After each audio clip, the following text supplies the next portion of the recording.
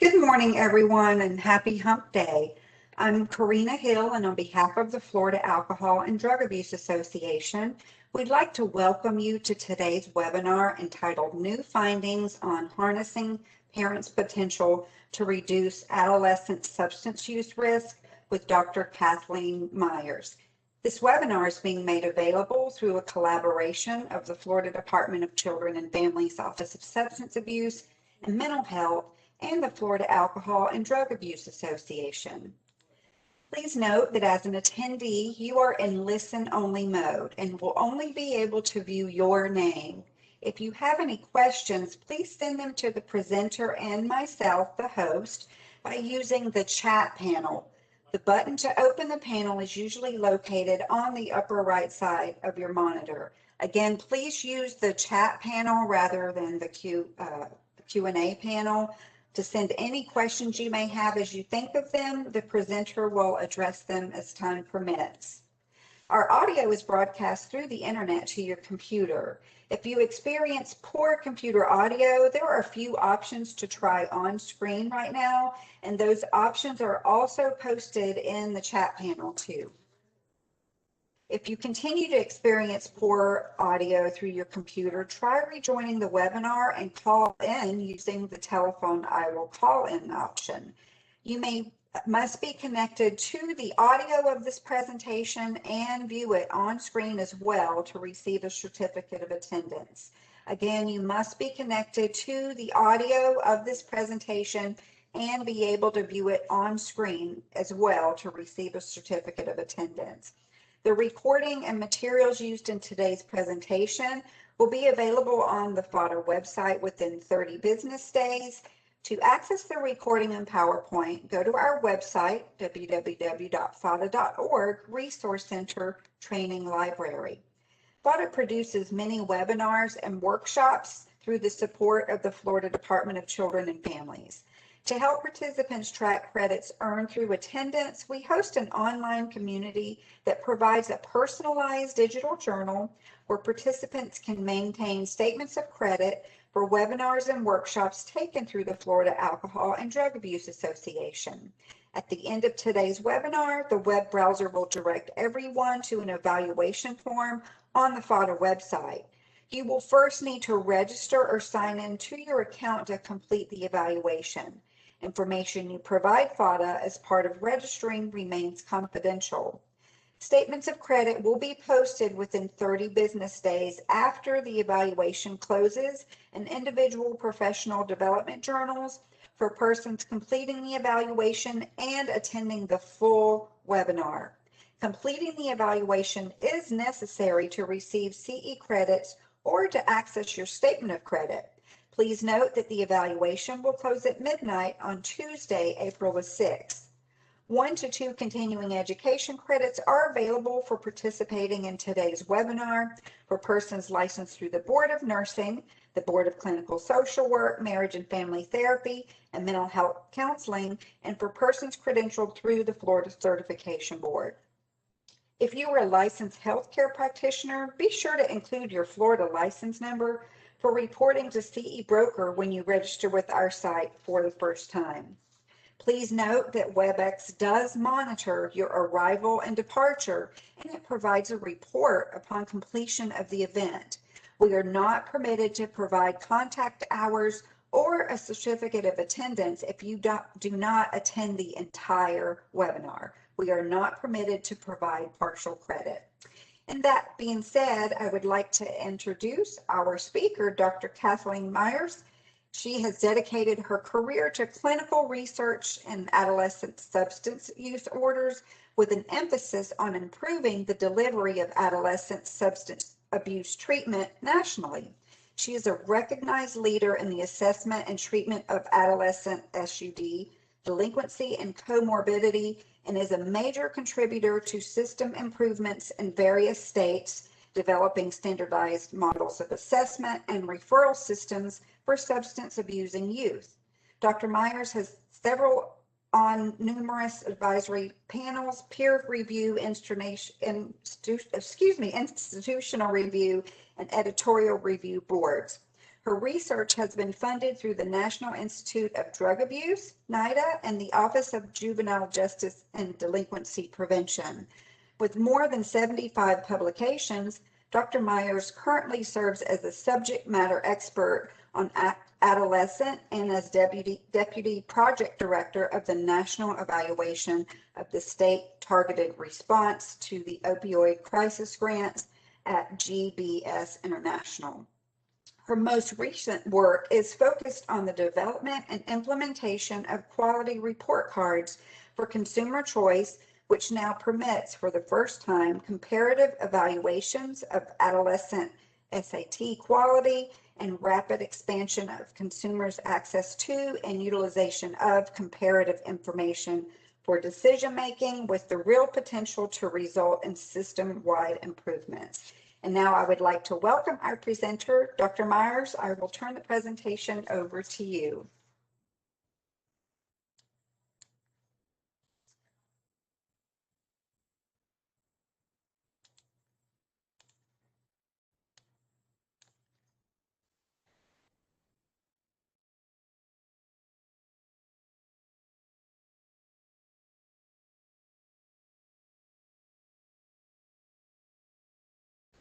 Dr. Meyers?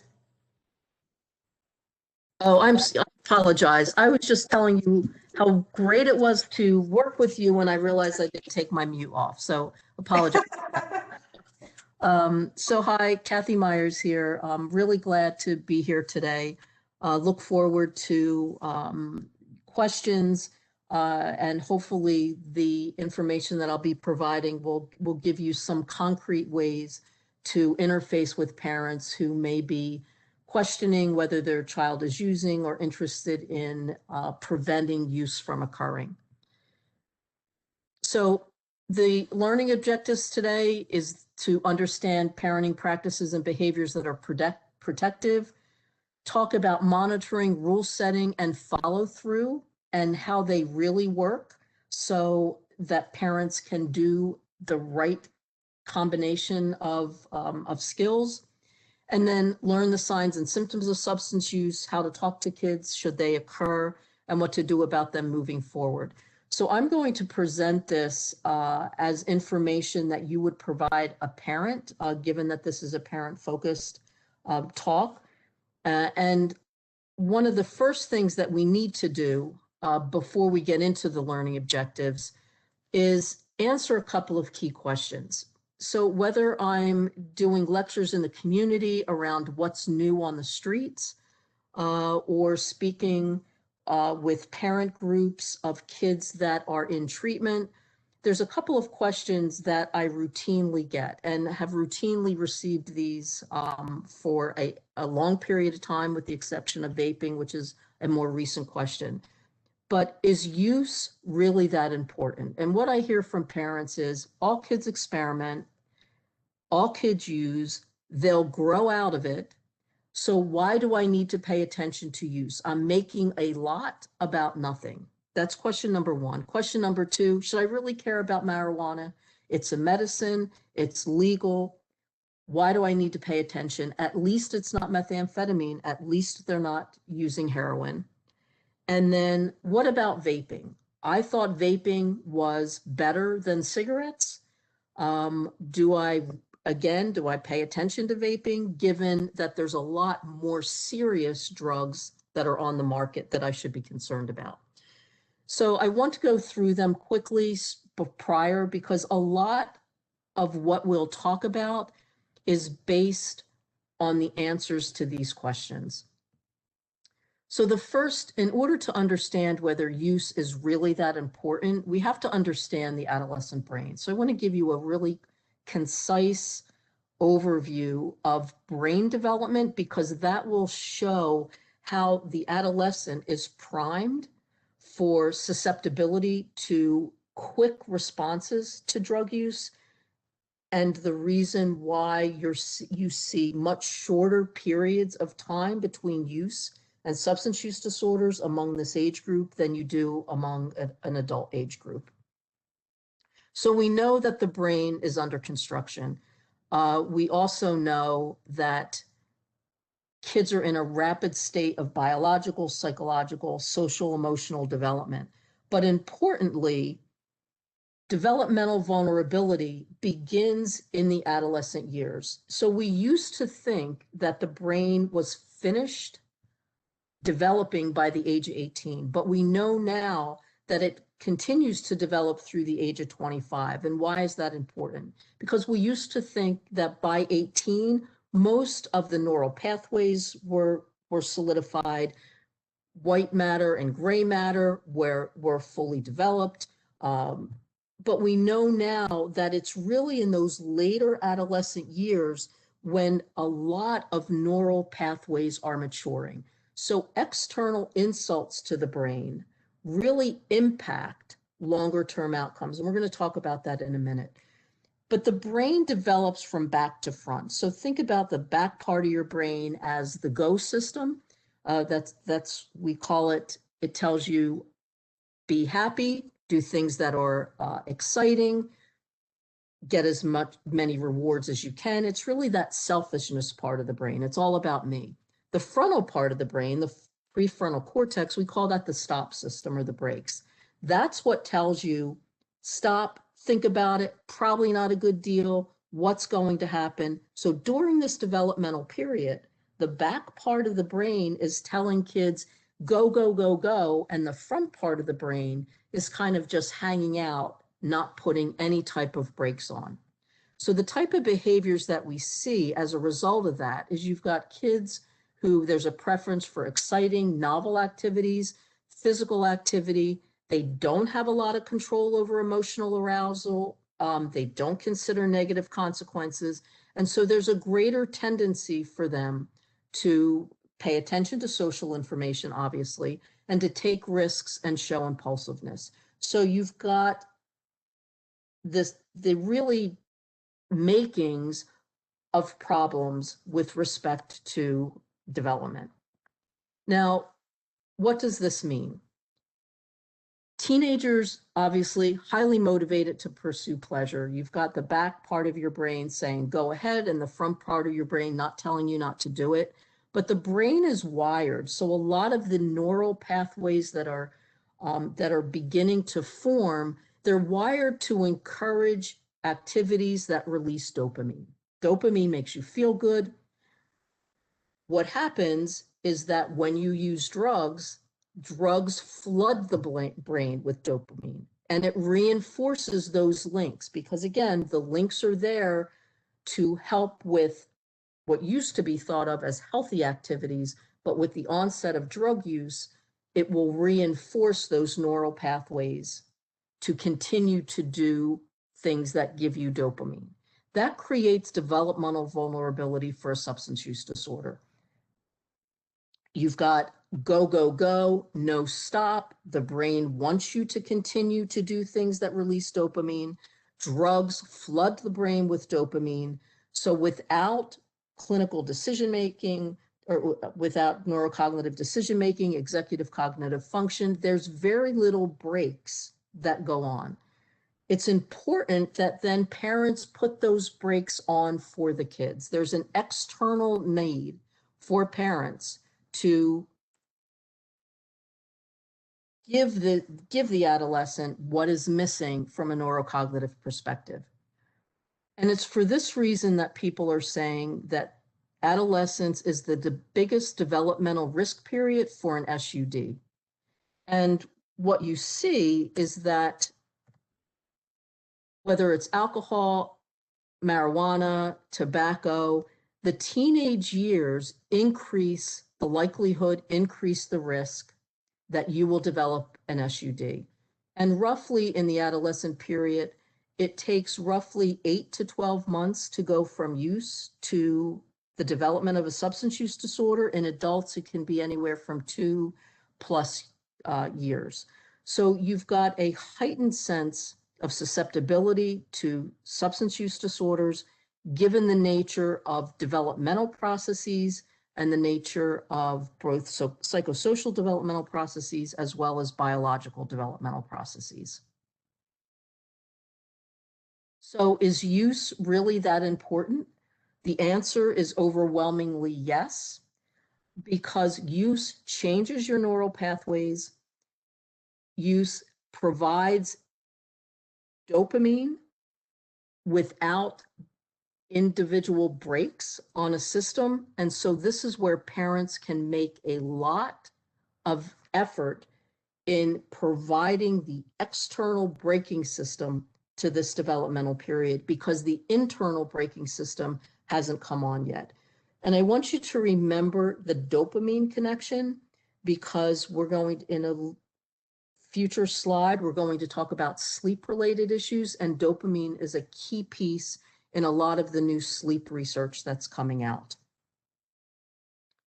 So the next is, should I care about cannabis? Should I care about marijuana?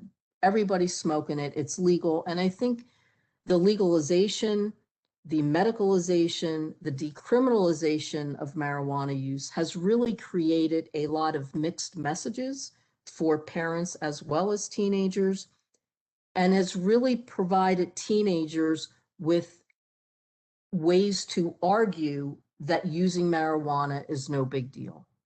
So there's a couple of key pieces of literature that have come out in the last 5 or so years around marijuana and cognitive impairment. And I'm not going to go into a whole lot of this, but what we're seeing is that we knew that there was some memory delays and some motor function problems with marijuana use, but we're seeing a decrease in an increase in cognitive impairment and a decrease in IQ points. And importantly, the data are fairly consistent in showing that if you're using during the adolescent period, you can lose up to 8 IQ points over a 10 to 20 year period. For most of the kids that we see that are particularly those in treatment, they're already struggling with dull normal intelligence. So this really is a huge risk factor for negative outcomes for these kids, because their ability to assimilate new knowledge, their ability to develop new skills can really be hampered with their current cognitive state and their future cognitive state, which can be worse. And the data are showing that you don't gain them back with abstinence. So there is an IQ decline associated with regular use, and there's a dose response related to persistence. So the longer you're using it, the more points that you're going to lose. The next key piece is cannabis and psychosis. Again, we used to think there was drug-induced psychosis. Once you were clean, that would remit. We're seeing in multiple studies that psychosis is a clear risk factor, particularly when you're continuing to use. You've got an odds ratio of 2.2, meaning continued drug use, continued marijuana use. You've got a 2.2 increase in the likelihood of a psychotic break. The reason that this is being postulated is that THC is much more potent than it was many years ago. And again, this doesn't remit with abstinence. So the risk of psychosis, the risk of IQ decline among cannabis users is definitely there. So it is not as benign as people want you to believe. What you see with this is regular use is much more risky than infrequent use. Extreme amounts of use is much more risky than moderate amounts of use, which is much more risky than smaller amounts of use. So regular use of decent sized quantities really increases your risk for both cognitive impairment, long-term cognitive impairment, and the onset of psychosis. And there are some parts in the world, particularly in British Columbia, that are seeing a 40 to 50% increase in psychotic episodes among young people who are using weed. The other is there's a lot of concomitant issues and consequences with respect to use. So you've got internalizing and externalizing behaviors, poor school performance, justice system involvement. So over and above the biochemical impacts of marijuana use, there's also concomitant issues of marijuana use, whether they came before, during, or after. But you've got a system of negative associations, negative impacts, negative predictors that show that during this developmental period, marijuana use is not benign. So should you care about cannabis use with parents? Addiction is definitely in the cards. Nora Volkoff has put out some work, she's the head of NIDA, that in about 9% of users overall, they go into a substance use disorder. 17% of those start at use in adolescence, and 25 to 50% are daily users. There are also other studies that have come out of New York that shows that upwards of 90% of adults with a substance use disorder began use as teenagers. So again, the brain is susceptible to neural pathways, to increasing dopamine surges through drug use. So the risk for addiction is heightened during this developmental period, not only as a result of behavioral, the ways in which kids behave, but also in terms of the neuroplasticity of the brain. It alters your brain development, both in terms of cognitive impairment with lower IQ, who were frequent users during adolescence, and it increases the risk of chronic psychosis, especially if you're predisposed. But even if you are not predisposed, you are seeing increases in psychosis among kids who are using moderate amounts in a regular period of time, given the increase in THC content and potentially some of the other things that are mixed in with marijuana, whether there's different synthetic compounds that are included, can also increase risks for all of these negative outcomes.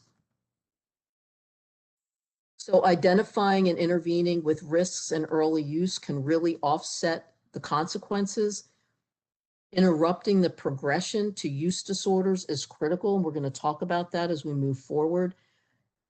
And there's broad-based, diverse consequences, whether it's cognitive, psychiatric, psychosocial. So we've got to interrupt the progression to cannabis use disorders, interrupt the initiation of use in and of itself.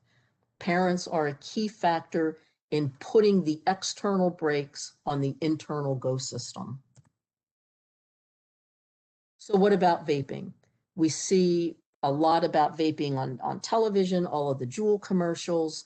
And we're also starting to see, at least in Pennsylvania, some commercials coming from Boston Children's Medical Center around the increased addiction and lung problems that we're seeing among kids who are using.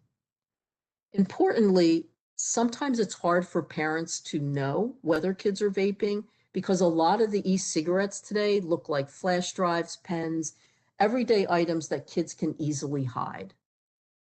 Importantly, about a third of US kids say that if they've used an e-cigarette, they've put marijuana in that device. So the oil's easy to buy, easy to put in, difficult to detect. And if you're inhaling marijuana from a vape pen, it intensifies as your high, obviously leading to an increased chance of addiction and lung disease.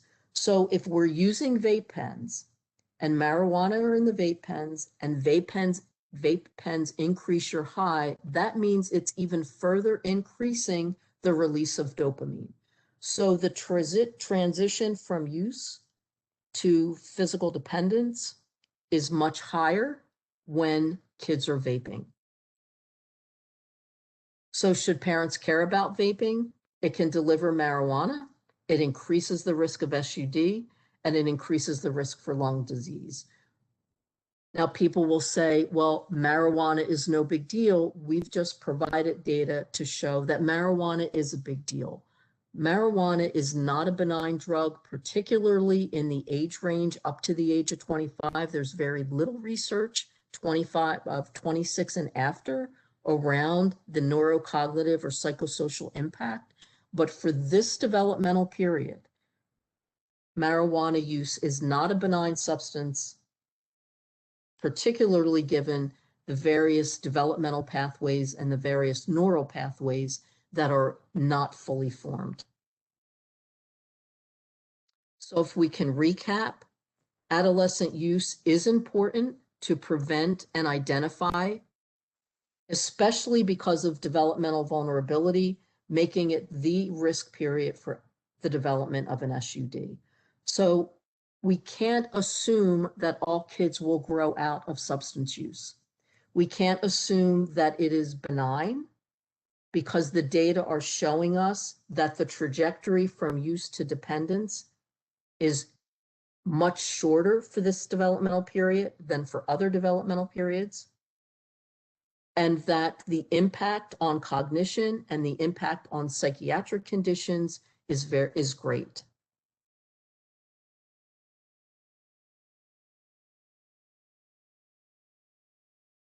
Okay, so we're ready to address the learning objectives.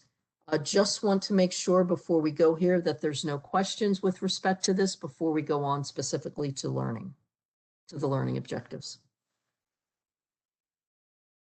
Okay.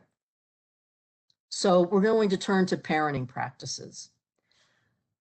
What parents can do, there's 3 key things for parents. If they can delay initiation, you delay the risk for an SUD.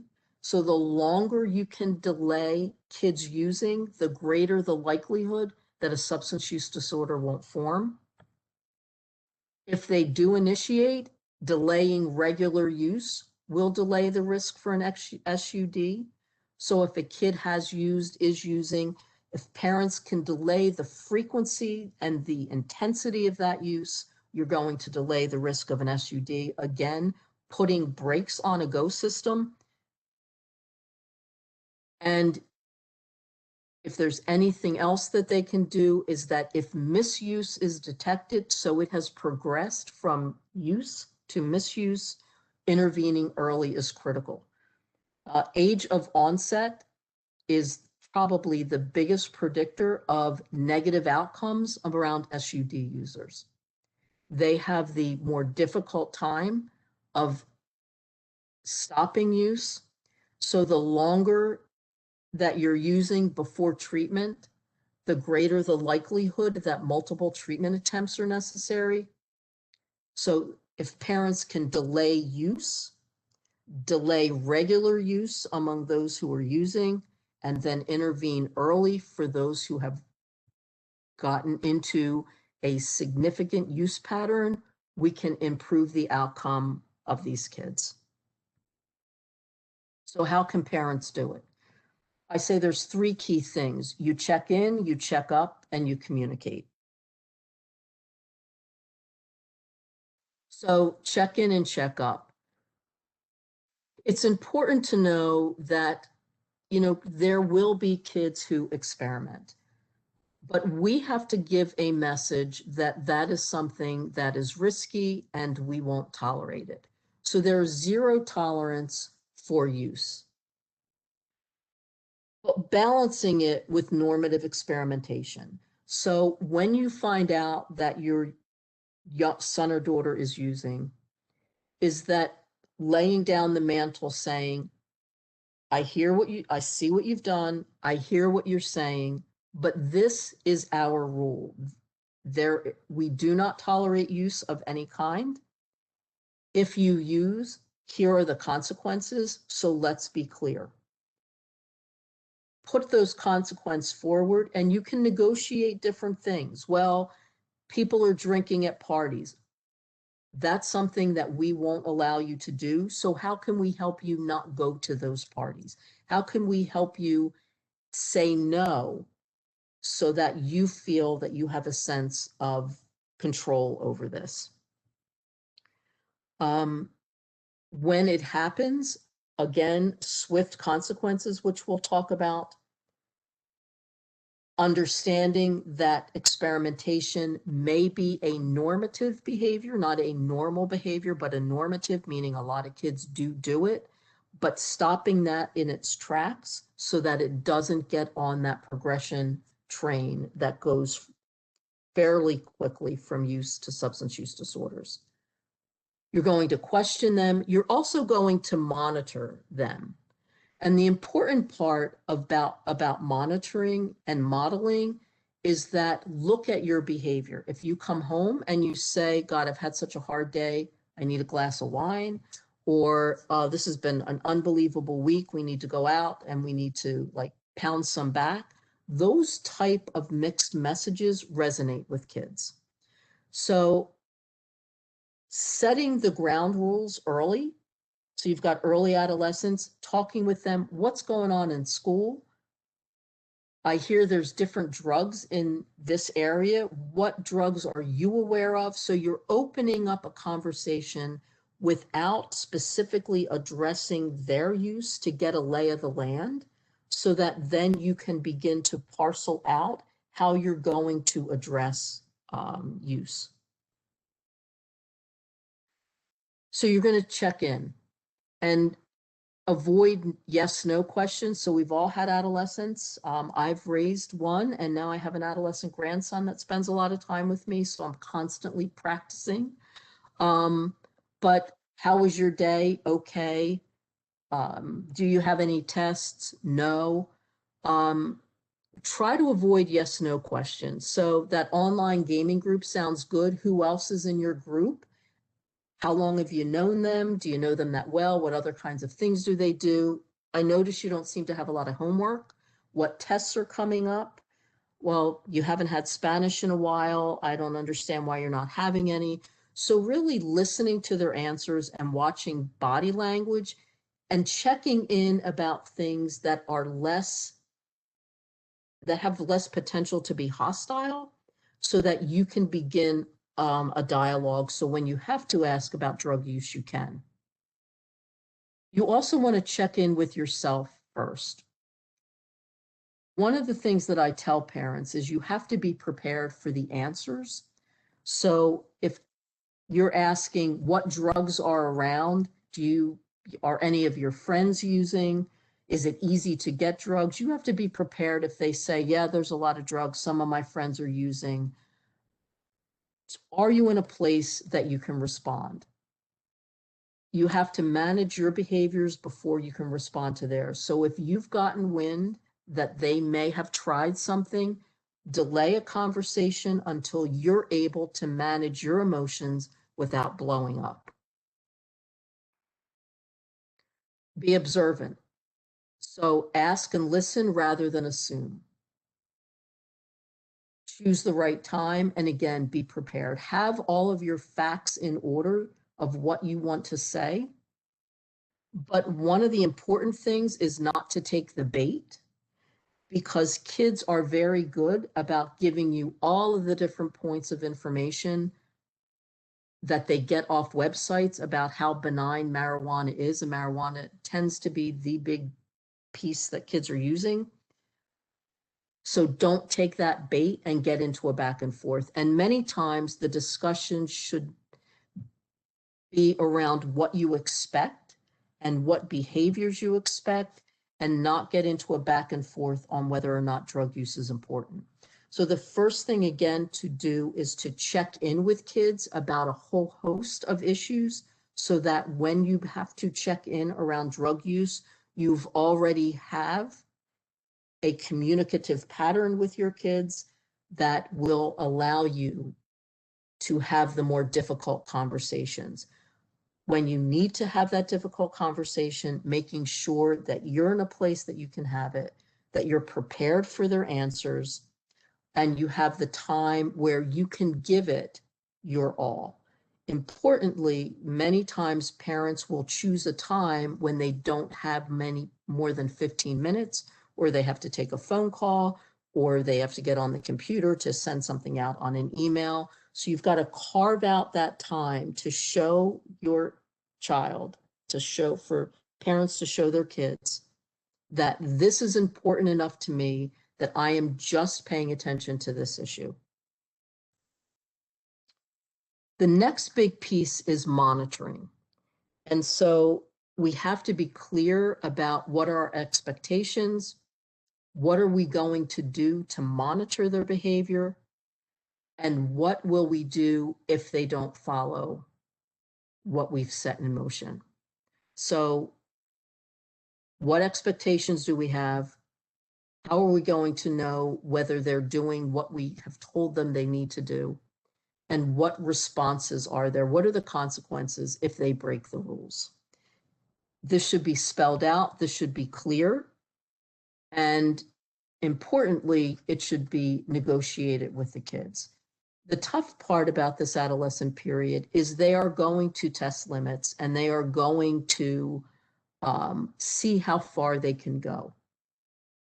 But it's also important that parents understand that they are in a developmental period where they're trying to figure out who they are, where they want more independence, where they believe that they deserve more independence. So negotiating is an important piece during this developmental period.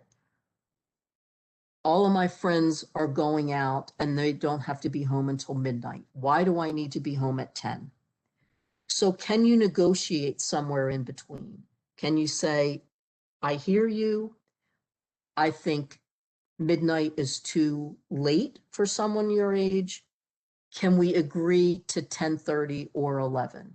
So see whether you can negotiate. So give a little bit, because if you give a little bit, it goes a long way in empowering them to feel that they have some control, and they're more likely to adhere to a negotiated rule than they are to a rule that comes down high from above. When you have to respond, like we said before, keep your cool, be an active listener, and validate their feelings. Provide examples of positive self-talk. So if they say, I can't do this, I can't leave a party early, all of my friends are going to say that I'm a wimp, talk about, you know what, you can do this. And you need to say to yourself, it's okay if they get upset. I don't want to be in trouble. I don't want to have more consequences. I can handle the repercussions. So providing kids with some positive self-talk so that they feel that they have control, not only on their behaviors of what they've negotiated with you, but they have control over how they're going to respond to the potential consequences that they will get from outside. Because remember, whatever is negotiated, there are your consequences, but then there are also consequences in the larger picture of their peer group that also plays into how they're going to respond to different behaviors and how they're going to respond to different rules.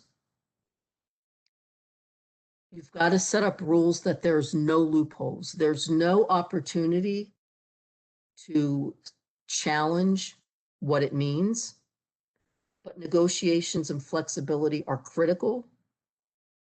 Give explanations of why, and really importantly, have a conditional amnesty policy. And what that means is, particularly around drug use, that you know that we do not allow use in the home.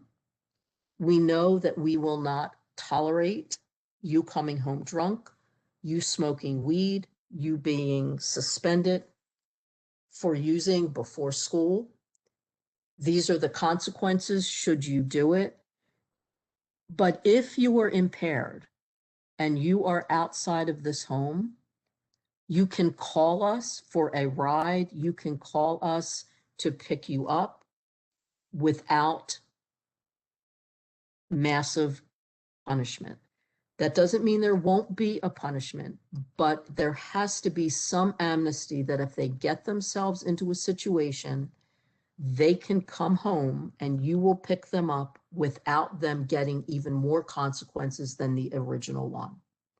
So with the expectations and the rules, no loopholes, So you can't argue, well, you said this. No, I didn't. Yes, you did. Flexibility in negotiations, help them define what the rules will be. Be flexible in determining different pieces. Explain why you're setting them up, and have a conditional amnesty policy. So if they in fact do break them and get into trouble, they can come home without a significant increase in rule infringement. Now that works for a period of time, unless they're using it to get out of the original rules. So every weekend they're calling you and you're picking them up, then it becomes, okay, we've done this 2 times. If this happens again, the consequences are going to increase, and this is going to be how they increase because you've just shown me that you're manipulating what we've agreed to.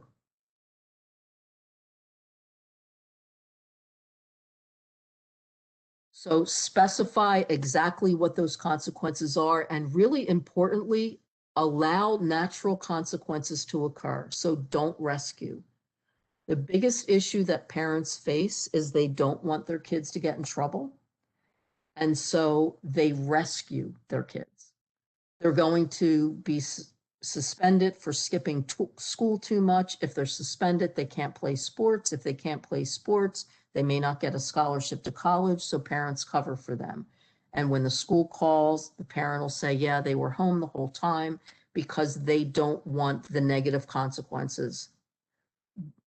Allow natural consequences to occur. Let kids know ahead of time, I will not cover for you, I will not enable your behavior, and your behavior will dictate what happens. So importantly, being very clear with consequences, negotiating those consequences, allowing natural consequences to occur. And again, there's 0 tolerance for breaking the rules, coupled with some accommodation for normal experimentation.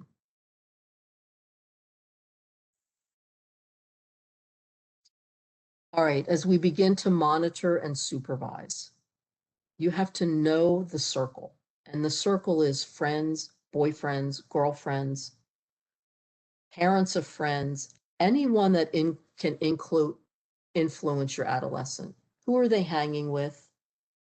Who are they spending a lot of their time with? Who are those friends? Who are friends of friends? Who are the families of their close friends? And is there anyone else that really has influence over the adolescent? Probably the people that have the most influence are girlfriends or boyfriends. They tend to be the ones that it's the hardest link to break when that girlfriend or boyfriend is a negative influence. And the reason to know the circle is because it allows you to monitor changes in that circle that can be a marker for use. Now, kids will change friends, but the marker is if they don't let you know the new friends. They're very secretive about who they're hanging with now. They don't want you to meet who they're hanging with. You never get to talk with the parents of who they're hanging with. So it's important that you know the circle, so that if that circle changes and there's differences in their behavior around the new circle, that's a marker for use. So why do you need to know about the parents of friends? Because the parents of their friends are in charge of what goes on in that home. When the kids are out and about, so what are the 3 biggest things that put kids in a place to use? It's, do they have time on their hands? Do they have money to buy? And do they have a place to use? So many times kids can use in other friends' homes when parents may not be as strict as you are. So it's a good idea to get to know some of the parents so that you can understand, if they are at their house, what rules do those parents enforce? What rules exist? And is that a place that you can trust that your rules and their rules are fairly synonymous.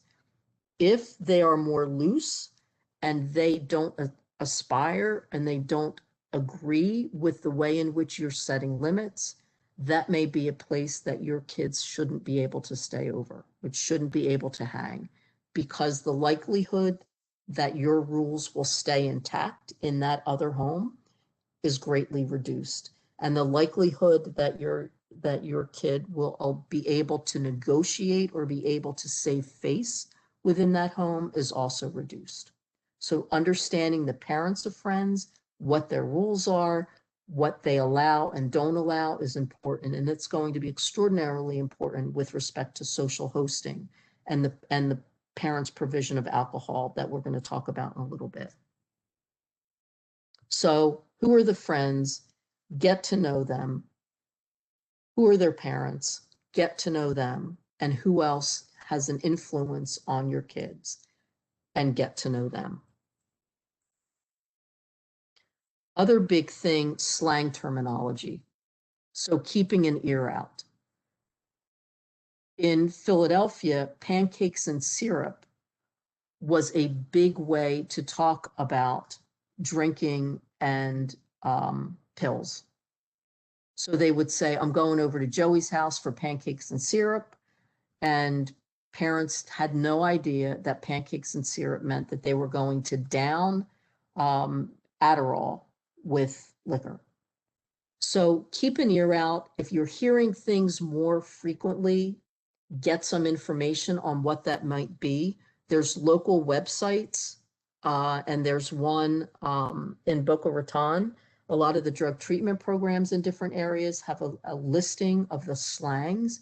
And importantly, slangs differ by geographic region. So you can go on the National Institute of Drug Abuse's website, but not all of those slang terms will generalize to different locations, and slang terms specific to different geographic regions may not make it onto NIDA's website. So the best way to know what the slang terms are to look at local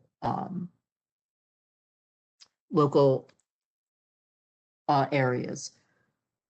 It's important that you do that regularly because slang terms change if there's big busts.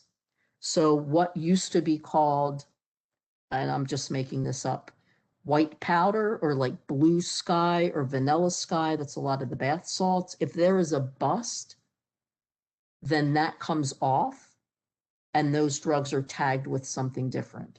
So keep an ear out, visit your local websites and keep a log. I have parents just keep a log of different things that they're hearing and then checking in with other parents to make sure that the information that they have is consistent with other parents. And if there is some new drug name that's coming up, that everybody can be on board if they hear it and then they let other people know.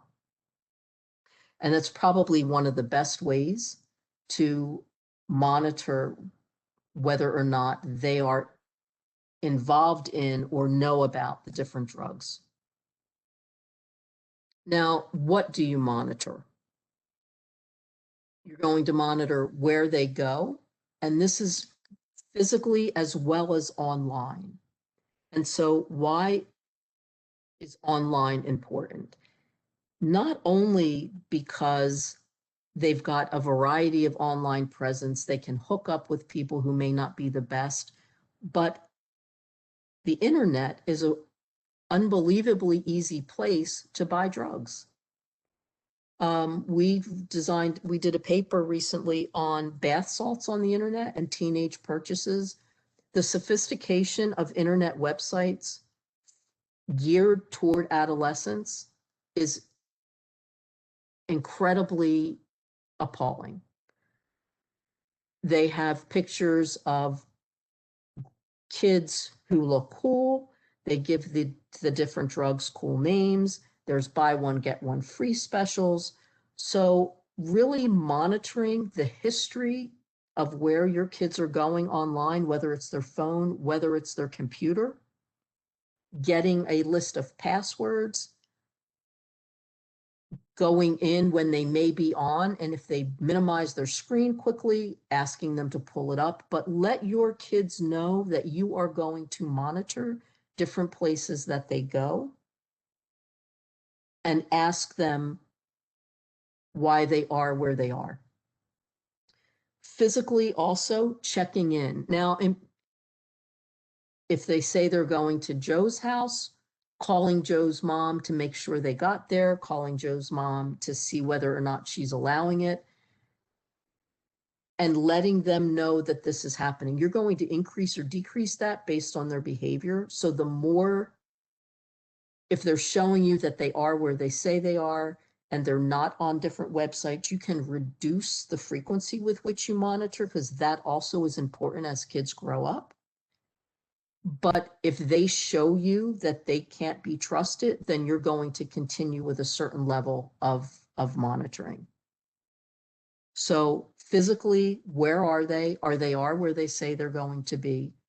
Whether you drive by someplace, whether you call, whether you have them check in, whether you use the GPS function. That gets a little much, the GPS function, but really knowing where they are and what they're doing physically as well as online. And then who are they with? If they say they're going with this group of friends, is it really that group of friends? And different ways that you can do it is that you see a parent in a grocery store and you say, oh, so-and-so said he had a great time at your house last weekend. You can tell by the parent's body language whether he was actually at that house last weekend. So it doesn't have to be overt all of the time. There can be subtle ways of checking in and checking up. If you're going to school functions, just dropping some clues to parents about what you've heard to see whether it pans out. So there's the subtle ways to monitor, and then there's the more overt ways to monitor. You're going to want to do a combination of the two. And if you see that the adolescent is doing what they need to do, you can drop back on that a little bit. If they're not doing what they need to do, you either maintain it or increase it, and you let them know, I found out you really weren't there last weekend. Here's the consequence that we said we agreed on. Should you not tell the truth? So you are now in for a week, or you lose your phone for a week, or you lose your computer for a week, or video games, whatever it would be. And if they are going to someone's house, is there an adult that will be present in that house? And that is critical. And if the adult who is present, do they adhere to what you feel is important? Again, getting to know the parents of different places where they may go so that you understand whether or not this is a household that you can trust will do similar things to what you're doing. Okay. All right, this is probably a good time to stop for 5 minutes before we get into the rest of the charts. Serena, does that work for you? Yes, it does. So if everyone wants to be back at like 10:58, 10:59, that would be great. Thank you.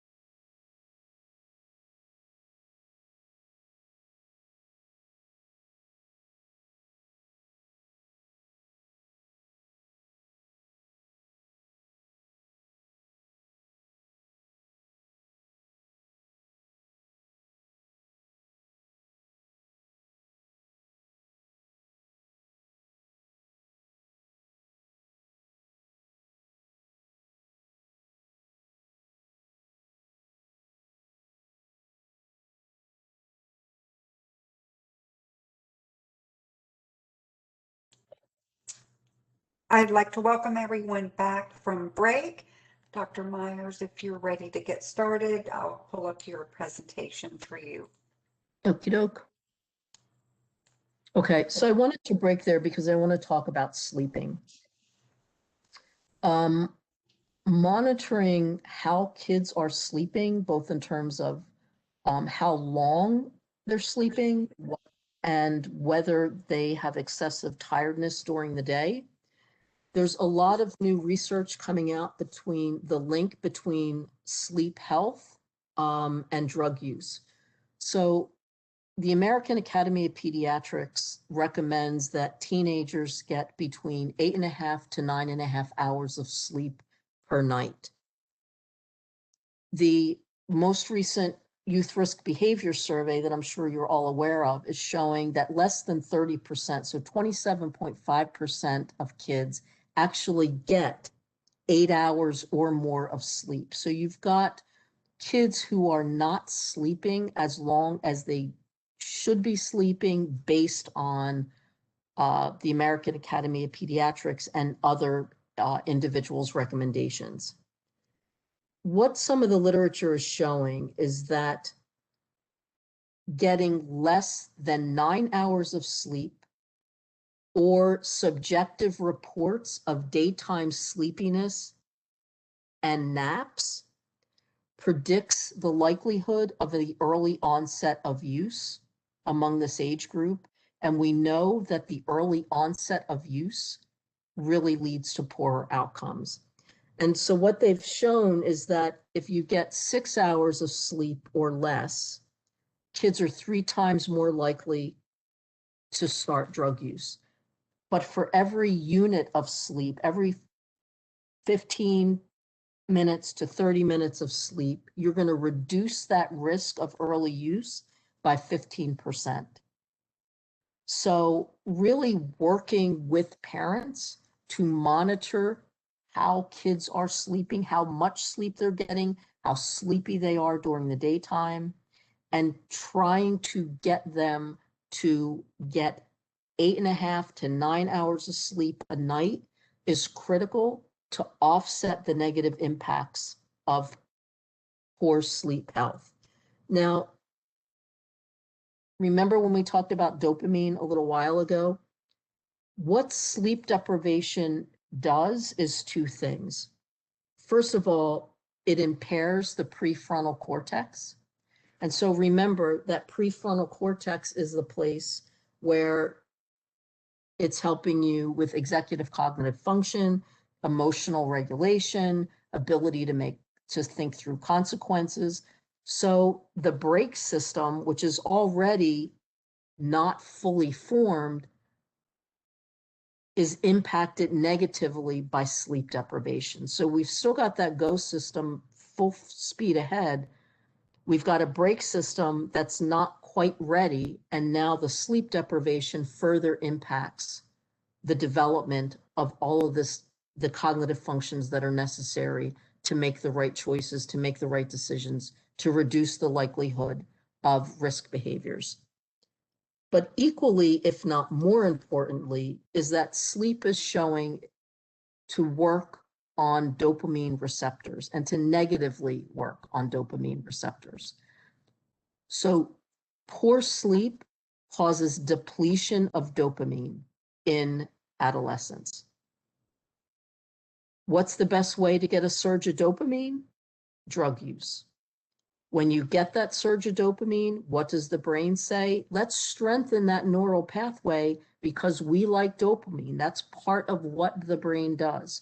So that funnel that we showed a while ago, where you've got the teenage behaviors, you've got the brain and the neural pathways that want to increase dopamine, and you've got drug use that causes surges. That is a cyclical process. Sleep is putting that on speed. So sleep deprivation is becoming an additional risk factor for substance use disorders among this age group. Because kids will compensate, and the best way that they compensate best meaning the most efficient way to compensate for decreases in dopamine is for the surge with drug use. And that's why we're really starting to see a lot of literature coming out on the impact of sleep deprivation on the onset of substance use disorders. It also is showing that sleep deprivation, can impact recovery if you have a substance use disorder, because it's necessary to form new memories. So new coping abilities, new thought processes are impaired as well. The way in which that is dealt with is different, but it's critically important that parents begin to pay attention to how much sleep their teenager is getting. And what's a concrete way to do this is to monitor computers and phone use at night. So we know that the different lights that come through your computer, that come through your phone, impact your ability to sleep. And even some kids are using these blue glasses and you put the blue light on. That still doesn't make up for turning them off. So if parents can begin to have kids deconnect from their devices, that will increase the likelihood that they can fall asleep sooner and get the sleep that they need. So a very concrete way that parents can impact sleep deprivation is to get on top of phones, computers, and reduce the amount of time they're on them prior to bedtime. Okay. It's also important to know how often are they working and if there's adult supervision on the job. Teens like to make money. The literature is really clear that under 20 hours is a protective factor for this age group. Over 20 hours is a risk factor for this age group. So employment can be protective if you work less than 20 hours a week during the school year, but it can be a risk factor for use if you work more than 20 hours a week. The thinking again being that one, it's not developmentally appropriate to almost work full time, but it also provides you with money that you may not otherwise have to buy drugs. And it then begins to interfere with typical adolescent activities, not getting enough sleep, not getting homework done, not studying for tests. So monitoring and setting limits on how many hours a kid can work during the school year. And then importantly, is there adult supervision at that job? So who is monitoring the comings and goings and what happens while at work or what happens when they get off of work? It's not unusual around here in particular that kids work in places where the adult supervisor is 19 and they get high in Philly outside on breaks. So where are they working? How often are they working? What adults are on board?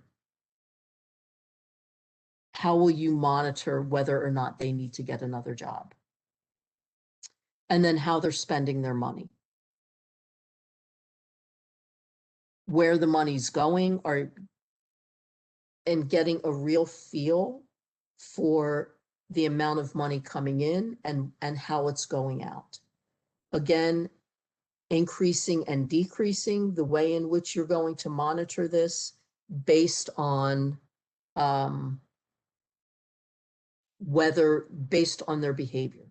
So key thing is monitoring sleeping, reducing the things that interfere with sleeping, like cell phones and computers, before they turn off the lights.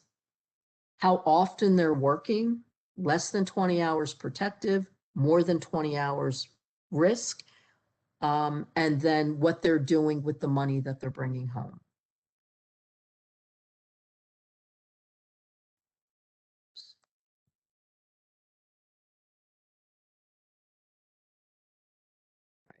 Okay. What else? Text messages. So can you get into some of the text messages to see who they may be talking with? Now, kids are great at deleting what they don't want you to see, but when they're on their phone, asking, let me see what's on there so they don't have the opportunity to delete, and letting them know that this is part of what parents do to make sure that kids aren't getting into trouble.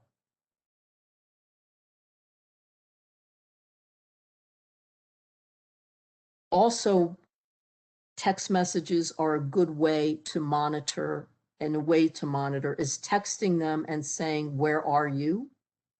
Let me talk to whoever you're with, making them check in with you either through a text or through the phone, where you say you have to check in with me at 3 o'clock and you plan it, but then it's also unplanned where you call them.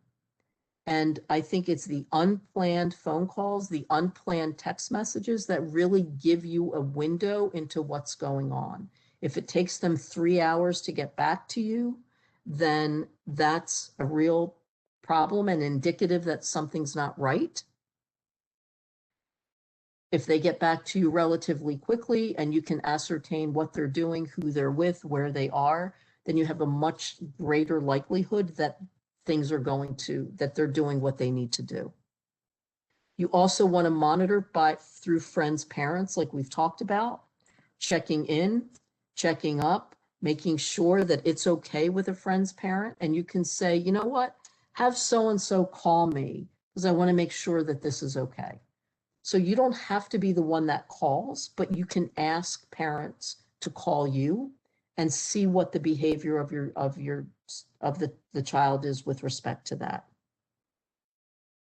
And then also physical check-ins, again, phone, computer, online presence. So you're going to monitor behavior through a variety of mechanisms: text messages, phone calls, checking in with friends, parents, and different devices that they're using all the time.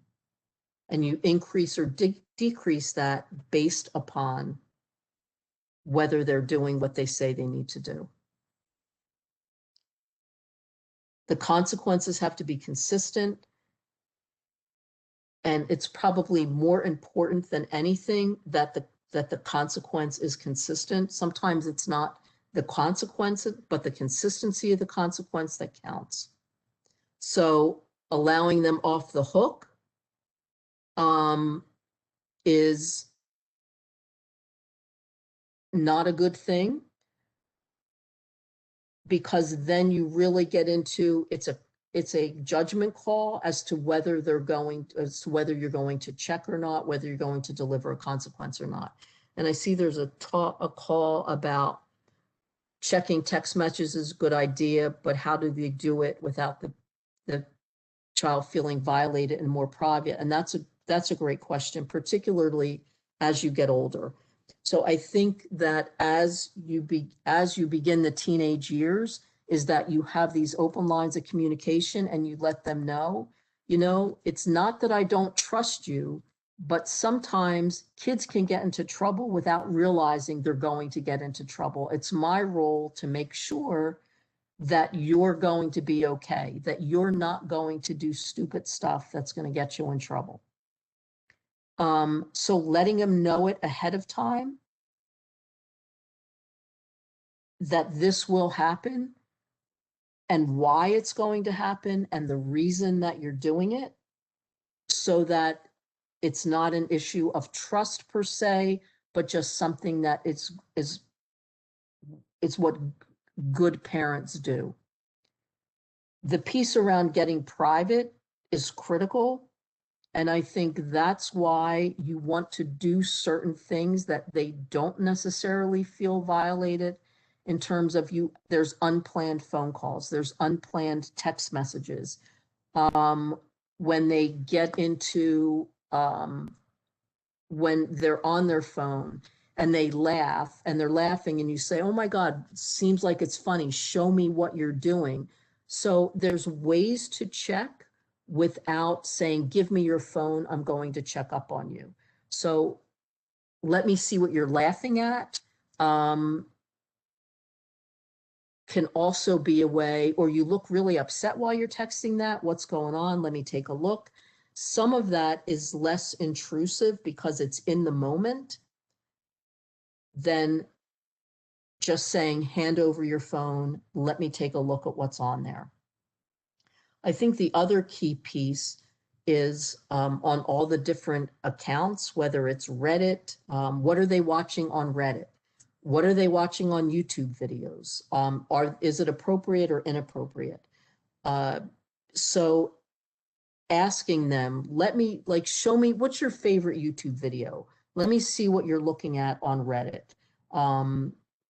Showing them what you might be watching. So you're normalizing looking at different things together. That's a way to kind of normalize that interaction, a way to take it outside of the realm of checking per se, and to let them know that you're going to do it and do it at a time where it makes sense, so that then you can also flip through. So they're laughing at something, they show you, now you've got an opportunity to kind of flip up and down and see what else is going on. So I just wanted to show you some data from the Pew Research Center about parents who think their kids are spending too much time on their screens. So this was a national survey conducted in 2018, so a couple of years ago. But you can see that a large number of parents think their kids are on too much. They're losing the ability to communicate in person because everything's text messages. They think they share too much of their life online. And we all know once it's out there, it's out there. There's kids who are being harassed or bullied, or they are harassing or bullying, or they're sending and receiving explicit messages. So you've got roughly 65% of parents worry about what's going on the screens of teenagers. Yet, when you look at who monitors, once you hit 15 to 17 in all of these areas, you see that the percentage of parents who monitor that information decreases substantially. So when they're young, 13, 14, you've got a lot of parents monitoring what's going on. They look through their cell phones. They limit how long they can be online. They take away privileges as a punishment. They check which websites they're visiting. They use parental controls. But once you hit 15, when the likelihood that a lot of this stuff is really going to increase, parents are reducing what they're doing. And so we've really got to make it normal for parents to do this. So starting early, so kids know you're going to check, checking at times that it doesn't suggest I don't trust you, but showing each other things that you're looking, asking them to see a YouTube video so then you can scroll through what other YouTube videos they may be looking at, or what other Reddit pages they're bringing up, or whether Snapchat or whatever the new online things are, and they change all of the time. But normalize checking behavior with online presence, and not decreasing it by age, but decreasing it based on behavior. Okay, so again, you're going to monitor through text messages, through phone calls, through parents, and different types of physical checks, but you're also going to monitor who they hang with, where they spend their time, what they're doing, how they're sleeping, where they're working, how often they're working, and what they're doing with their money. Now, this doesn't mean that you have to be a helicopter parent where you're over them all of the time, but there has to be an amount of check-in that is appropriate, not just to age, but more importantly to behavior. So your behavior will dictate how often I need to do this. If you show me that you are mature enough to handle increased privileges, then we won't have to take them back. Then I won't have to check up so often.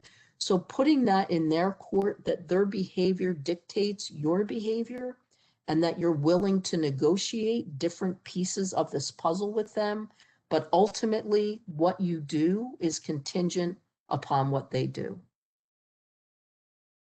More importantly, and this is really critical, monitoring and supervising is not synonymous with supervising alcohol or other drugs while at home.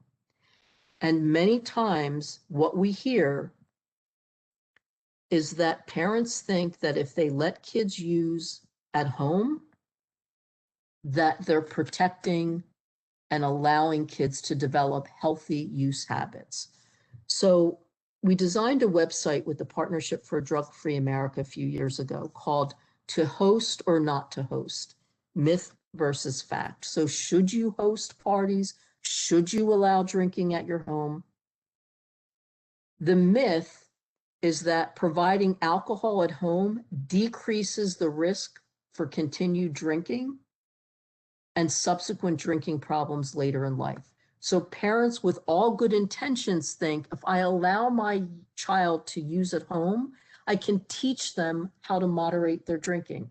I can make sure that they don't get in trouble. But the facts are that if parents who provide alcohol at home, that their kids are 2.5 times more likely to binge drink, 2.5 times more likely to demonstrate symptoms of an alcohol use disorder, and 2.5 times more likely to suffer from harm related to alcohol. So the fact is that parental provision of alcohol does not protect or kids from negative consequences, but instead really provides the environmental situation where you are normalizing that behavior and they're thinking that it is okay. And it increases their risks for negative outcomes.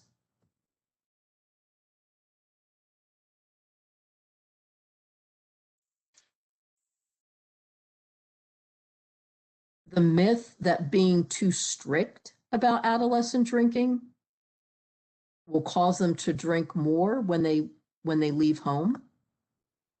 But adolescents who perceive their parents to be more permissive about alcohol use are more likely to misuse.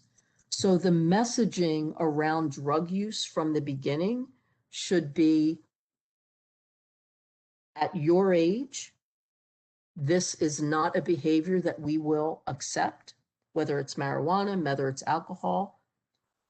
The message is clear. It's a consistent message that alcohol use, marijuana use, tobacco use, vaping will not be tolerated. And these are the consequences should it happen. Because if adolescents think you're okay with it, they will do it. And again, given brain susceptibility, the risks of early use are compounded just by normative brain development. The last is that parents who serve alcohol to teenagers are under no legal jeopardy. But in all states, there are both criminal and civil penalties. So parents can be sued, and parents also can be taken to court. So I looked up on our website in Florida, and this was from a few years ago. So I did not look up the new law, but if you go to socialhost.drugfree.org, you can click on different states and municipalities and it will show you. But in Florida, if you're charged with an alcohol violation in terms of providing alcohol to teenagers, it's a misdemeanor of the second degree and you face a maximum fine of $500 or 60 days in jail.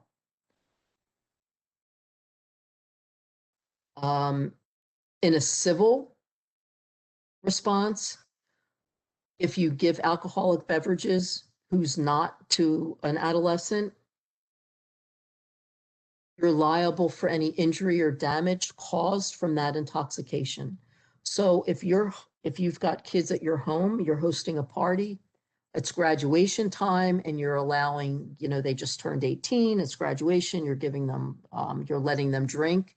and someone leaves your house and gets in a car accident, you can be sued for all of the damages caused by that car accident because they received liquor at your home and they were underage.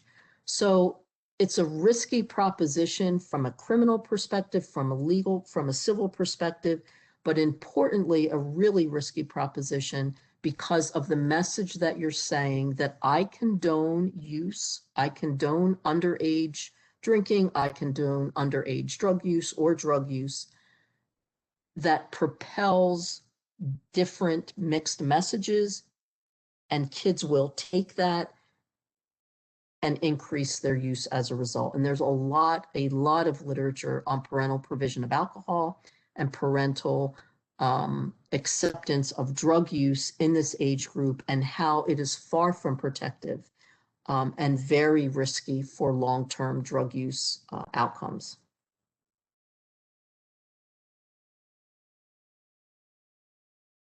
So to host or not to host, it's not protective. It increases rather than decreases risk for continued misuse, and it's illegal. All right. So we know what we're monitoring. We know how we're monitoring. And now, how are we going to communicate different pieces of information?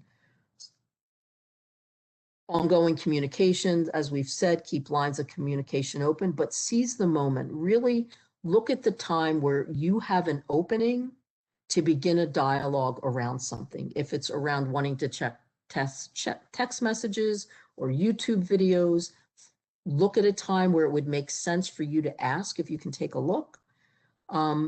Importantly, be present and respectful. So you don't want to start a conversation and then get pulled away and never come back to it. You also want to listen. And what's really important is that you don't communicate just when there's problems, but you also give thumbs up when thumbs up are needed. Lecturing doesn't work. Being judgmental doesn't work. Catastrophizing doesn't work. Empathizing with them doesn't work, and don't make it about you. How could you do this to me? You know that I've got to take off work again. I can't do this. So really work on being present for them, around them, with them, and listen to what they have to say. Open up lines of communication with questions that don't give a yes and no answer. At times when you have the time to talk, and at times where it makes sense to bring certain topics up.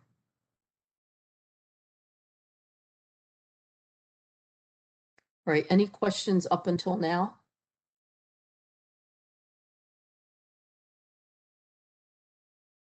Okay, so the signs and symptoms of drug use.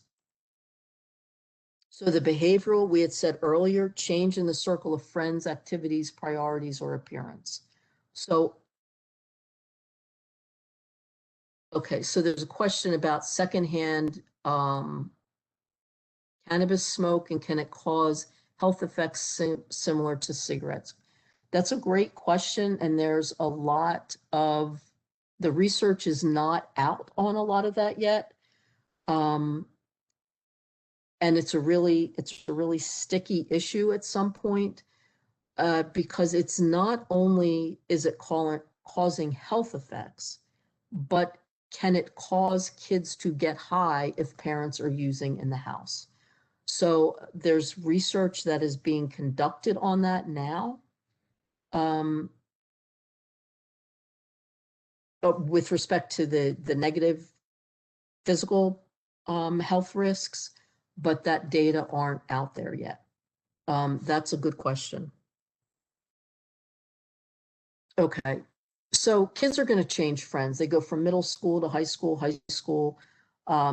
They're going to change friends. The issue around the changing in friends and activities is, are they secretive about it? Do they not want you to know who they're hanging with now? Do they not invite these kids over to the house the way they used to invite kids over to the house? Do they not want you knowing who the parents are? So it's certainly a change, but it's also their behavior around that change. That many times can signal that something is up. Are they secretive, deceptive? They don't want you to see what they're doing. They're locking their bedroom door that they didn't used to do. What is out of the realm of how they typically behave? Do you see that, they're using air fresheners, they're burning incest, they're using eye drops, they're constantly chewing gum? Is there something that they want to do to minimize what you might see as a smell, or you might see as, red eyes or bad breath, whatever it would be? What I tell parents is your gut is usually right. If you think something's up, it probably is, and you should go with your gut. Obviously, bloodshot eyes, pinpoint eyes. So the pupils really can tell you a lot, as can weight changes and excessive thirst or excessive scratching. That generally is with respect to some of the amphetamines like meth, crystal meth, the bath salts. And that generally is much when things get a lot worse. But there are physical signs and symptoms as well. So you've got behavioral signs and symptoms, which is generally the first thing that you're going to see, with a change in their friends' activities, priorities, some personality changes. And then you'll also begin to notice physical signs and symptoms. So you've heard that they call secondhand smoke a contact high. Yeah, that is what they're calling it, but I don't think that they quote unquote research that is has solidified that yet. So you are correct about that.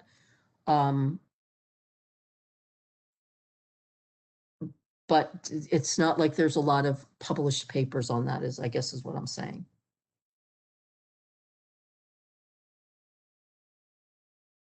Okay, so communicating about drug use is prepare for the conversation, and this is going to be important. These are the things that I'm seeing. I've noticed that you're no longer hanging with Joe. I noticed that you're not in the chess club anymore, you're not playing basketball, or you're not going to dance. I've noticed X, Y, and Z. So you're going to describe the behaviors that lead you to believe that they're using. You came home drunk the other night. I thought I smelled weed on you.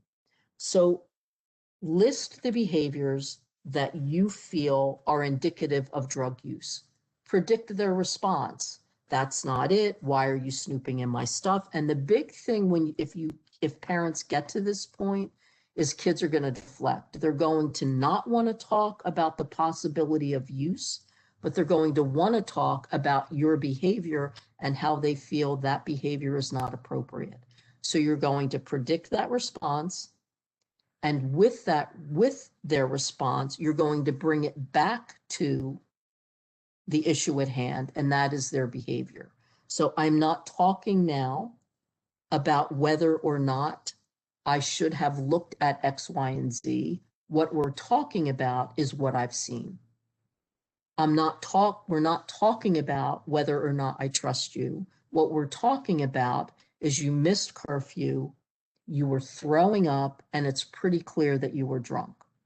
So you want to prepare with behaviors that you've seen that are indicative of your concerns, know how they're going to respond, have answers for those responses in terms of bringing it back to the issue at hand and not getting into the pros and cons of their deflection. And then make sure there's enough uninterrupted time to have the conversation. And that's critical. You want to keep it short. You don't want to interrogate. So you don't want to say, where'd you get it? How long have you been doing it? The first discussion has to be, this is what I'm seeing. This is what I think. We need to do something about it. and not getting into the hows and the whys and the where at that stage. You first have to get it out in the open, talk about it, and make some decisions moving forward. Don't take the bait. They are going to try to bait you. You don't want to take the bait around, it's a medicine, it's no big deal. Everybody's using, it's no big deal. You drink wine with dinner. Why can you drink wine with dinner? I can't drink beer with friends. Don't take the bait. Control your emotions. Keep it focused on the behaviors that you're seeing. You want to listen to what they're saying, validate. I can see that you're upset. I understand that it might be hard to not drink when other friends are drinking, but you know that that drinking is not acceptable in this family. And then be clear about next steps. I feel that your grades are dropping, you're not hanging out with the same kids that you're hanging out with, you're breaking curfew, you always followed the rules, you're not following any of the rules right now. We're going to see a professional to do an assessment to see whether or not this is a problem. They're going to fight back, already have that appointment scheduled, and you can say, we're going to see a person tomorrow at 2:00 to have an assessment. Importantly, drugs are generally the tip of the iceberg at this age group. So there's many times other things that are going on over and above drug use. So drug use is generally the problem that you see, but it may not be the primary problem, and it is seldom the only problem. So understand that when this is occurring, having parents understand that dealing with this may be more than they think is going on. But keep it short, focus on behaviors, don't get into the deflection, and let them know what the next steps are. If it's gotten to a point where an assessment might be needed, having that appointment already in place, so there's no arguing about whether or not you're making it, but you're telling them, we have an appointment tomorrow at 4. We have an appointment Friday at 2, whatever that would be, and work with them around understanding why that is important down the road. Not getting into it now, it doesn't matter whether they agree or not, this is what's happening. If it's use and you're trying to prevent it from going into a point where it's a problem, working with them to say, this isn't acceptable, you know it's not acceptable. If it happens again, here are the consequences, here are my concerns. How can we design a plan? How can we design a way that this isn't going to happen in the future? And many times kids look to parents to give them the out. So kids want to save face with their friends, and it's great to say that their parents are a pain in the neck and their parents are going to check up and they can't deal with it and they don't want to deal with it. So what's really important is you give them those outs. You can say to them, they can tell their friends, my mom says I can't go to the party. My dad says I can't do this. Many kids look for their parents to give them the out so they can save face. Many kids look for their parents to set boundaries that they can't set for themselves. And that's really important. And many parents don't understand that it's important to set boundaries. It's important to be that stop system because they many times don't have the ability to do it themselves. And what we're seeing, and I'm sure all of you are seeing it who work in this field, is that parents want to be friends and not parents. It is the role of the parent to parent. And by parenting, that means that you have to make the hard calls. You have to make the right decisions. You have to set the appropriate limits. And if they're angry with you or they don't like you for some point in time, that's not what's important. What is important is that you parent and you're not friendly. And I think we've come with parents in a way that they feel that they should be friends with their kids. And by being a friend means that you don't want them to be upset with you and you want to do everything that they want to do and you don't want to set your limits. And that's really not what parenting is about. And we really try to keep that real. All the different things that parents need to do are not always seen as friendly things. It's also important to develop a contract. So if you know that use is on board, is you're going to develop a contract, this is what we agreed to. These are the consequences should it occur. And this is how long this contract stays in place. And I require, when I work with parents, that both parties sign that contract because it gives it a little bit more oomph. So we've agreed that you will be home at 10 o'clock at night, that you will not use, that you will allow us to to smell your breath or to do a urine screen. And if we see that use has occurred, you will forfeit your phone for 2 weeks. You will go to an assessment and you will stay home for the 2-week period. If after 6 weeks you follow these rules, we will renegotiate this contract. So putting everything in a contract, what you expect to see, what the consequences are should that not occur, how you're going to monitor whether or not that happens or not, how long the contract is in effect until the next negotiation of that contract. You're going to continue to monitor, but you also have to have some positive, not only privileges, but pats on the back or something so that when they're doing what you've asked them to do, that they get something for that. You don't want to rescue, again, do not enable, do allow natural consequences to occur, and then you're going to renegotiate and seek professional help. So again, the contract should state whether it's for use or just use that hasn't progressed to misuse. This is what I expect. These are the behaviors that I expect to see. These are the behaviors that if I see them, these are the consequences. This is how long those consequences will remain in effect. This is how I will monitor whether those consequences will occur. And we will renegotiate on such and such a date. Both parties sign. And then doing what you say you will do in that contract. When professional help is needed, you're going to have a separate conversation. And in that conversation, if we go backwards, you're going to prepare for it. Here's all the things that suggest to me we need to get some outside assistance. I don't call it help, but just outside assistance or an outside pair of eyes to take a look at the situation, predict their response, know the facts, let them speak, don't take the bait, and tell them they're going for an appointment that's already been scheduled so that there's no back and forth on whether or not this is going to happen.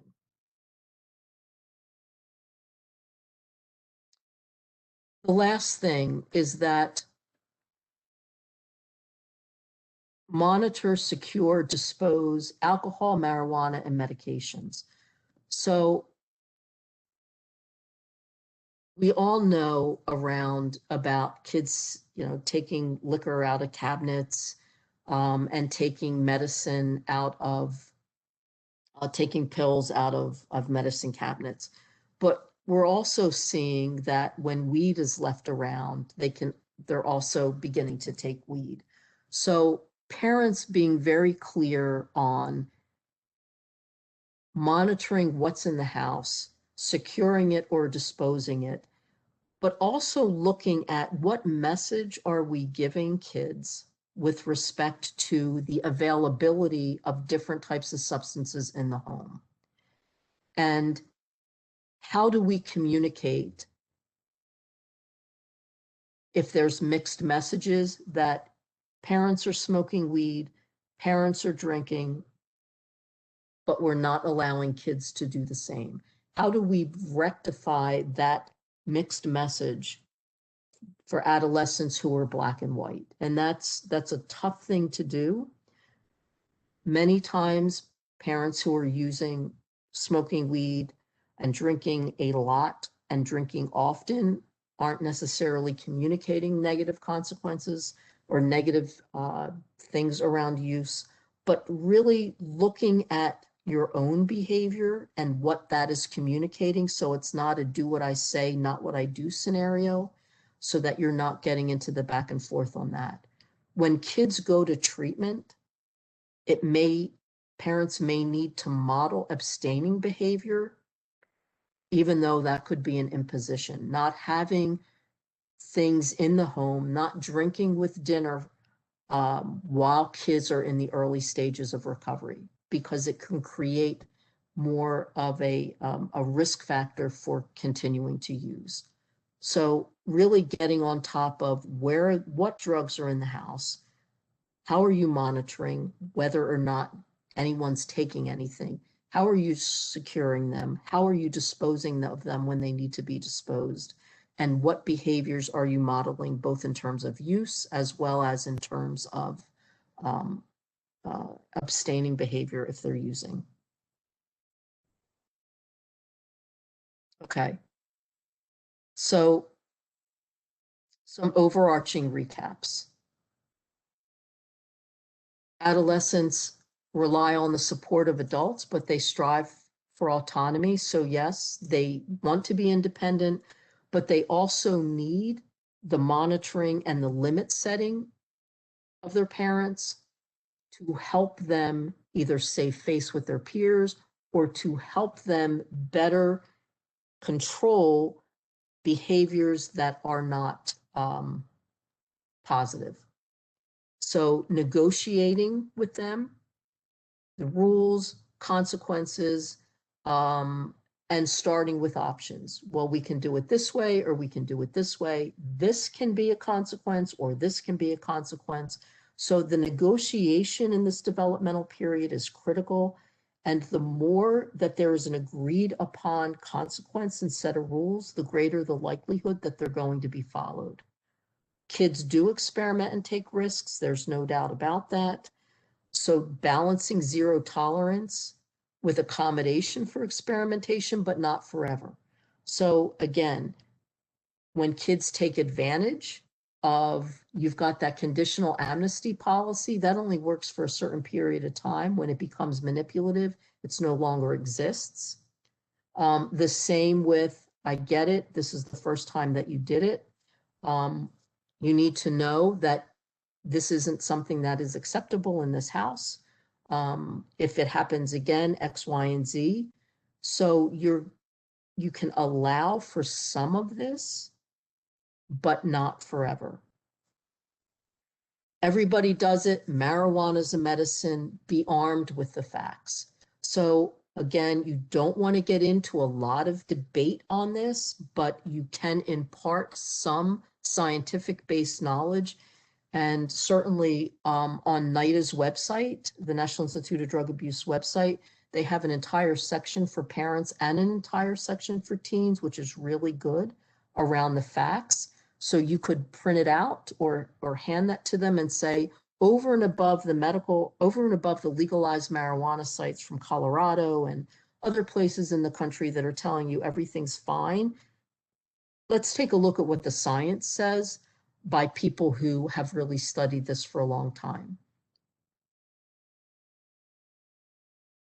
Use is important because of developmental vulnerability, and this is the period for the development of a substance use disorder. At no other time in development is the risk for substance use disorders more prominent than in this developmental period, by the nature of their psychosocial behaviors, by the nature of the neurochemical behaviors, and by the nature of serotonin and dopamine and the depletions that can be caused both from neuroplasticity in the brain as well as from different types of sleep disturbances as well.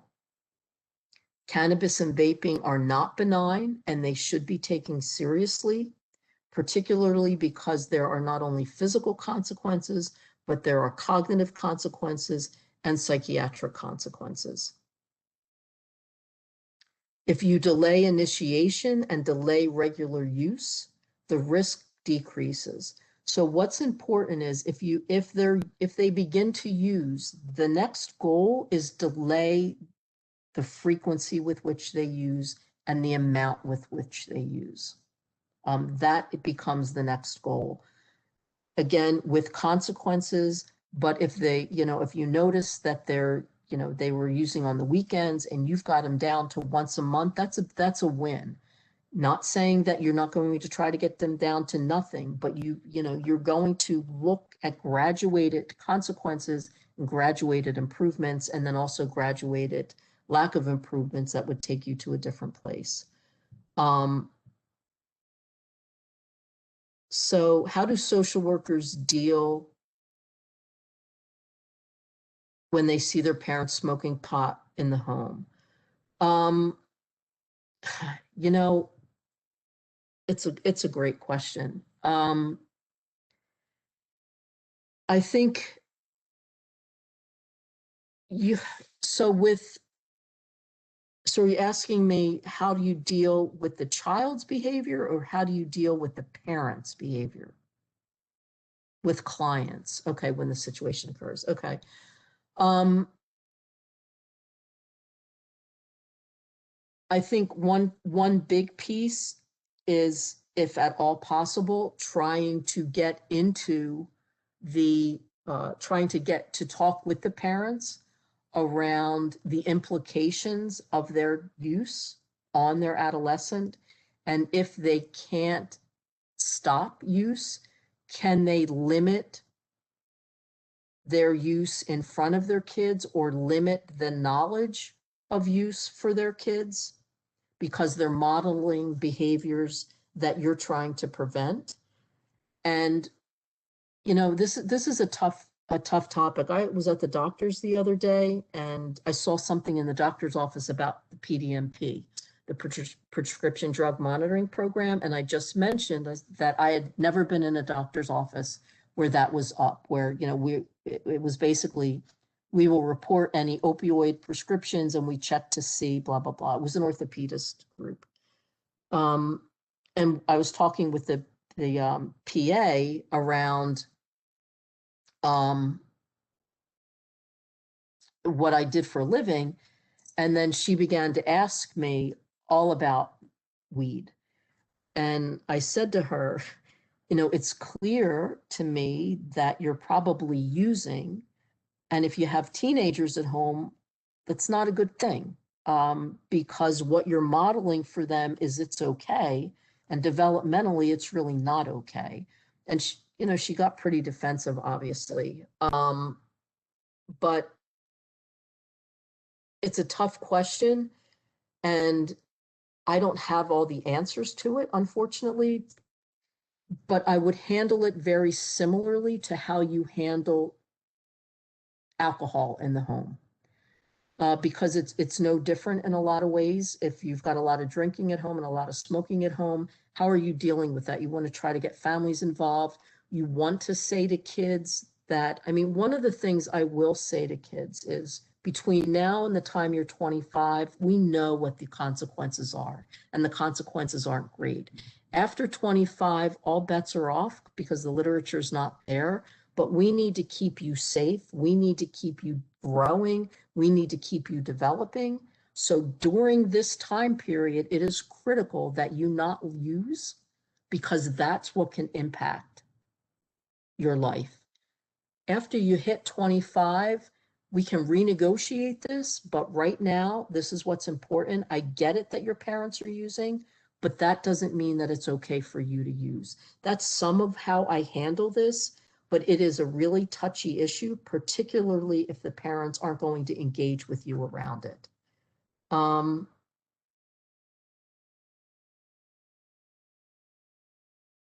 So kids who are in a structured use or a structured environment now, Would you apply zero tolerance with accommodation of experimentation first, or work on decreasing? I would work on decreasing substance use. So for a kid who's using a lot in a home that hasn't set consequences, and now they're in a structured living environment, I talk about the low-hanging fruit when I talk about therapeutic interventions, is you want to give kids a sense of not only of control, but a sense of progress. And so if you can work on decreasing use, because to go from a lot to nothing in 1 week can be really different, but to go from every day to 2 days a week is a big step. So I would work on the decreasing with reinforcement. But if they've begun to decrease and then they increase, there's a consequence. So you want to get it down, be very clear as to what you're looking for. But if they hit that marker and then they go up again, that's when you're going to then put in your consequences. Yeah, no, they won't. Florida, most states aren't responding to a call because of cannabis use. And there's a lot of mixed messages going out because there are places where parents can't get their kids back if they give hot urines with weed, but yet they won't go out and look for a case of abuse and neglect. So I think, again, we haven't thought through all the ins and outs of all of this around the legalization of marijuana. And I think there's my perspective, that we think that marijuana is not a big deal, but it is a big deal, and it can also be a big deal for adults as well. But particularly for this age group, we've got to give them, we have to let them know that between 18 and 25, it's really a critical time of negative impact.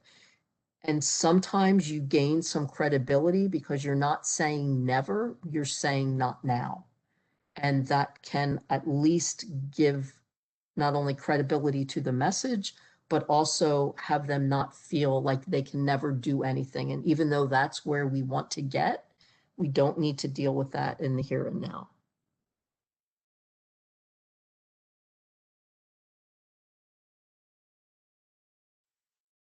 Okay. So, check in, check up, rules, consequences, consistent. And the checking up on a whole host of behaviors, how you're checking up through a myriad of ways, whether it's texts, phone calls, when opportunities present themselves, critically important. Checking in on sleep and really getting control over sleep deprivation and trying to move towards sleep health.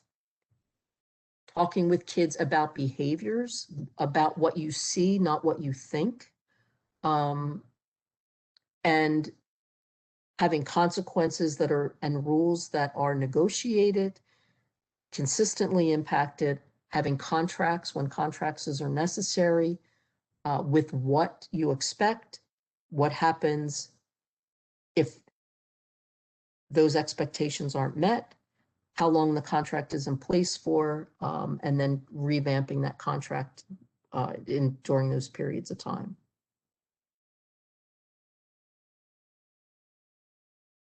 So are there any other, somebody said, is there a book with this type of information there? So I do have, there is a bibliography that's here, and I'll look, I don't know of a book, like a book that just deals with this, but I can look and certainly send out any additional information on that.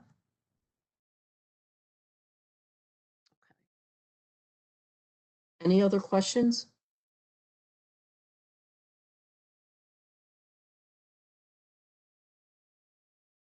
No. The one thing I do have, and it's a little old. I wrote a white paper on there's two different things on adolescent substance use, and then also a book chapter on the treatment system. I'll see if I can, I'll talk with Corrine and other people to see how to best send that out. Or I think that there's my email address is someplace that you could ask me, and I can forward a copy to you if you want. Corrine, would that be the best way to do it? Yes, I've posted your email address so everyone can take a quick picture of it or jot it down. Okay. Did you have anything else you needed to add, Dr. Myers? No, just if, if there's questions, you can email me directly. And I can, if you want a copy of the white paper, the white paper isn't as focused on parents, but it does give you a lot of really good information. And I'll look, when I was with the Parents Translational Research Center, we had a lot of information that we developed. So I'll look through I'll look through and see if I can't get like a zip file together for people. And if you email me, I can send it out to you. Thank you so much. Unfortunately, this is all the time that we have today. So again, we have included Dr. Myers' contact information so that you may contact her with any further questions. Dr. Myers, we really thank you for all the work you put into this webinar and all the valuable information that you shared with us today. We are sure that this training will help practitioners better serve those struggling with the disease of addiction. So if you could hold on, if you're still on with me, I have a couple of housekeeping items to go over. When we conclude today, your browser is going to take you to an evaluation on our website. If you want to receive CE credits or a statement of credit for this event, please complete the evaluation. You will be prompted to register or sign in to complete the evaluation. You can register as a visitor at no cost. For CEs to be reported to CE broker for Florida licensed healthcare practitioners, you must provide an accurate Florida Department of Health license prefix and number whenever you register. After you register or sign in, you will be directed onward to the evaluation. You may consider using the same email address you used when you registered for the webinar through WebEx and when you set up your profile in FODA system.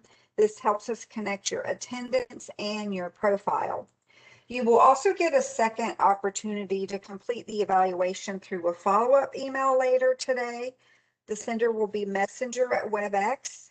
The evaluation will close at midnight on Tuesday, April the 6th. We do not email statements of credit. Instead, after we verify your attendance and completion of the evaluation, a statement of credit will be generated as a journal entry within your profile. And it does take up to 30 days for those credits to post. And with that being said, you can look at our recording of today's presentation. Within 30 days, it'll be posted on our site in our Resource Center training library. We want to thank you for participating in today's webinar. We'd also like to recognize and thank especially the Florida Department of Children and Families Office of Substance Abuse and Mental Health for funding today's education. And thanks again, Dr. Myers. Everyone have a great rest of your day and hold for the evaluation. Thank you. Thank you all.